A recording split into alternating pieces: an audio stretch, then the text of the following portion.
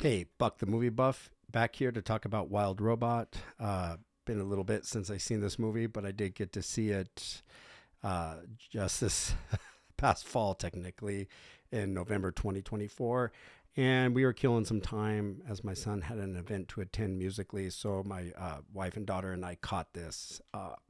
It was just the perfect movie, let me say. Chris Sanders has done it again. I'm a fan of his animation. This is one of my favorites now, I must say. Wild Robot, the message, the style, and I'll get a little bit into that in a second here. But he did Lilo and Stitch, The Croods, How to Train Your Dragon, Mulan. It goes on and on. One of the other more preferred movies from him that I like is a live action film. So he broke away in 2020 from animation to do the Call of the Wild with Harrison Ford, Jack Landon's 1903 classic novel, updated again, live action, and I was a sucker for it. I love Harrison Ford, Han Solo, need I say more, Indiana Jones, my nickname. And it was just such a well done movie, and the first movie my family and I actually got back to see during the pandemic, meaning, it's going on and on, the global pandemic. People aren't going to movies, and we finally say, let's go see a movie, and we go see this. It was great too. So back to Wild Robot, though. This is going to be a classic, already is, and I wouldn't be surprised if it receives some Oscar nominations this 2025 Oscars celebration. If they have it, because I've heard rumors like some are suggesting it be postponed and done some other way virtually, so all the proceeds and money could just be donated to the Palisades fires. My heart goes out to everyone in the LA area. I have family there. And if you do or have loved ones, I just hope they're okay.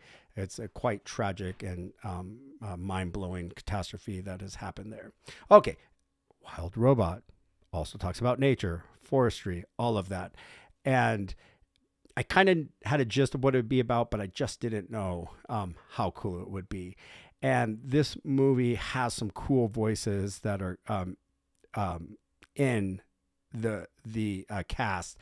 Pedro Pascal, Mark Hamill, Luke Skywalker, to mention another Star Wars name, Ving Rhames from Pulp Fiction, Marcellus Wallace. Okay, and it's just it's so well timed in terms of this robot coming to life, where it is stranded on our planet and becoming at one with its natural environment and being reared and trained, and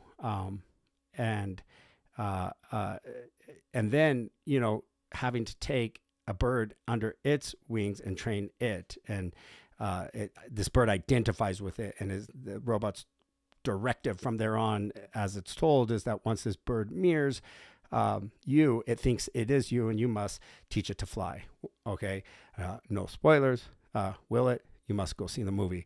That being said, it becomes more than that. It becomes one with the environment, a part of all the wildlife, and even has a heroic role in coming to the aid of all the wildlife at one poignant part in the movie that deals with things that we deal with in modern times, and our deforestation and things that are happening on the planet that have never been seen before to this degree.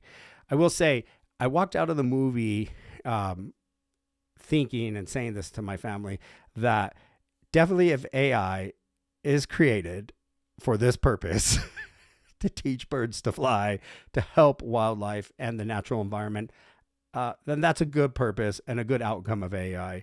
It's the more draconious and dystopian AI development and outcome that is feared by me. But by golly, if this could be the way that we program and train AIs and robots that have merged with AI, all for it. And with that said, I would get out there and see this movie as soon as you can. It's probably streaming on many different platforms, and it's a great movie for the family, and definitely to be a classic. So the first review I'm doing in 2025 of something I saw last November, but I got busy at the end of the year. And Buck the Movie Buff, glad to be back. That's all, folks.